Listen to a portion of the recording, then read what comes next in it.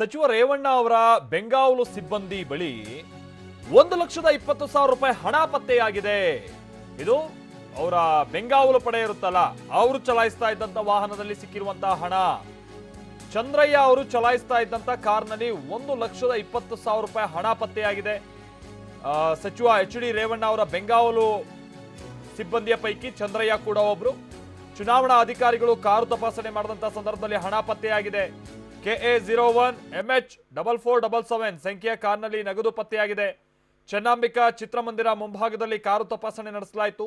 ಹಾಸನ ಜಿಲ್ಲೆ ಹೊಳೆನರಸೀಪುರದ ಚೆನ್ನಾಂಬಿಕಾ ಚಿತ್ರಮಂದಿರದ ಬಳಿ ಸಚಿವ ಎಚ್.ಡಿ. ರೇವಣ್ಣ ನಿವಾಸದ ಪಕ್ಕದಲ್ಲೇ ಇರುವಂತಹ ಚಿತ್ರಮಂದಿರ, ಅಲ್ಲೇ ಕಾರನ್ನ ಪರಿಶೀಲನೆಗೆ ಒಳಪಡಿಸಿದಂತ ಸಂದರ್ಭದಲ್ಲಿ 1,20,000 ಹಣ ಪತ್ತೆಯಾಗಿದೆ. ಸಹಜವಾಗಿ ಈ ಚುನಾವಣಾ ಸಂದರ್ಭದಲ್ಲಿ, ಅದು ನೀತಿ ಸಂಹಿತೆ ಜಾರಿಯಲ್ಲಿರುವಂತಹ ಸಂದರ್ಭದಲ್ಲಿ ಇಂತಿಷ್ಟು ಪ್ರಮಾಣದ ಹಣ ಅಂದ್ರೆ 50,000ಕ್ಕಿಂತ ಹೆಚ್ಚಿನ ಹಣವನ್ನು ನಾವೇನಾದ್ರೂ ಕೊಂಡೊಯ್ತಾ ಇದ್ದೀವಿ ಅಂತಂದ್ರೆ ಸೂಕ್ತ ದಾಖಲೆಗಳನ್ನ ಕೊಡಬೇಕಾಗುತ್ತೆ. ಇನ್ಫ್ಯಾಕ್ಟ್ ಮದುವೆ ಮನೆಗೆ ನಾವು ಹೋಗ್ತಾ ಇದೀವಿ ಅಂತಂದ್ರೂ ಕೂಡ ಬಹಳ ಚಿನ್ನಾಭರಣ ಹಣ ಎಲ್ಲ ತೆಗೆದುಕೊಳ್ಳೋದು, ಅದಕ್ಕೂ ಕೂಡ ನಾವು ವಿವರಣೆಯನ್ನ ಕೊಡಬೇಕಾಗುತ್ತೆ. ಅದನ್ನು ಕೂಡ ಸೀಸ್ ಮಾಡ್ಕೊಳ್ತಾರೆ, ಆಮೇಲೆ ಹೋಗ್ಬಿಟ್ಟು ನಾವು ವಿವರಣೆ ಕೊಡಬೇಕಾಗುತ್ತೆ ಅಂತ ಒಂದು ಕಟ್ಟುನಿಟ್ಟಿನ ಸಂದರ್ಭ ಇದು. ಆದರೆ ಈಗ ರೇವಣ್ಣ ಅವರ ಬೆಂಗಾವಲು ಕಾರ್ನಲ್ಲೇ ಹೀಗೆ ಹಣ ಪತ್ತೆಯಾಗಿದೆ. ಮಂಜುನಾಥ್ ನಮ್ಮ ಪ್ರತಿನಿಧಿ ಇದಕ್ಕೆ ಸಂಬಂಧಪಟ್ಟಂತೆ ಮತ್ತಷ್ಟು ಡೀಟೇಲ್ಸ್ ಅನ್ನು ಕೊಡ್ತಾರೆ. ಮಂಜುನಾಥ್, ಏನ್ ಡೀಟೇಲ್ಸ್ ಲಭ್ಯ ಆಗಿದೆ ಇದ್ರ ಬಗ್ಗೆ? ಮಾಲ್ತೇಶ್, ಏನು ರಾಜ್ಯದಲ್ಲಿ ಲೋಕಸಭಾ ಚುನಾವಣೆಗೆ ಮೊದಲ ಹಂತದ ಚುನಾವಣೆಗೆ ನಾಳೆ ನಡೀತದೆ.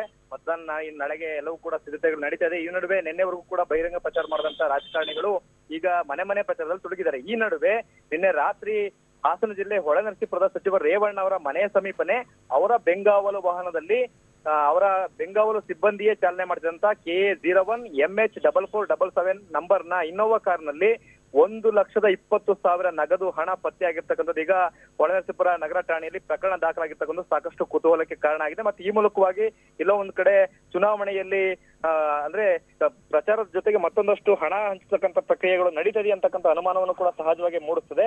ಈ ಬಗ್ಗೆ ಸ್ವತಃ IT ಅಧಿಕಾರಿಗಳು ನೀಡಿದಂತ ಮಾಹಿತಿ ಆಧರಿಸಿ ಜಿಲ್ಲೆ ಹೊಳೆನರಸೀಪುರ ತಾಲೂಕಿನ ಏನು ಚುನಾವಣಾ ಸಿಬ್ಬಂದಿಗಳು ಸ್ಥಳಕ್ಕೆ ಹೋಗಿ ಪರಿಶೀಲನೆ ಮಾಡಿದಾಗ ಆ ಒಂದು ಕಾರ್ನ ಚಾಲನೆ ಮಾಡ್ತಿದ್ದಂತ ಸಚಿವ ರೇವಣ್ಣ ಅವರ ಬೆಂಗಾವಲು ವಾಹನದ ಸಿಬ್ಬಂದಿಯಾಗಿರ್ತಕ್ಕಂಥ ಹೆಡ್ ಕಾನ್ಸ್ಟೇಬಲ್ ಚಂದ್ರಯ್ಯ, ಮತ್ತೋರ್ವ ವ್ಯಕ್ತಿ ರವಿ ಅಂತಕ್ಕಂಥವ್ರು ಕಾರ್ನಲ್ಲಿ ಇರ್ತಾರೆ.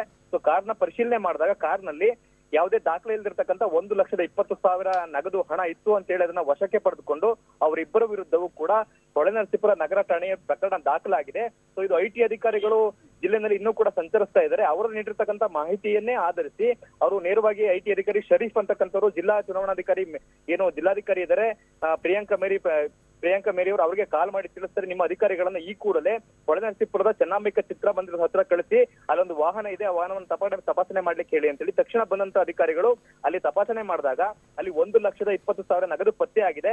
ಈ ಹಣ ಎಲ್ಲಿಗೆ ಹೋಗ್ತಾ ಇತ್ತು, ಅದು ಮತ್ತೆ ಯಾಕಾಗಿ ಹಣವನ್ನ ಸಾಗಾಟ ಮಾಡ್ಲಾಗ್ತಿತ್ತು, ಅದರಲ್ಲೂ ಕೂಡ ಸಚಿವರ ಬೆಂಗಾವಲು ವಾಹನದಲ್ಲಿ ಈ ಹಣ ಯಾಕೆ ಹೋಗ್ತಾ ಇತ್ತು ಅಂತಕ್ಕಂಥದ್ದು ತನಿಖೆಯಿಂದಷ್ಟೇ ಬೆಳಕಿಗೆ ಬರಬೇಕಾಗಿದೆ. ಸದ್ಯಕ್ಕಂತೂ ಆ ವಾಹನದಲ್ಲಿ ಇದ್ದಂತ ಇಬ್ಬರು ವಿರುದ್ಧ FIR ದಾಖಲಾಗಿದೆ, ಹಣವನ್ನು ಕೂಡ ವಶಪಡಿಸಿಕೊಳ್ಳಲಾಗಿದೆ. Malthesh, okay, thank you Manjunath.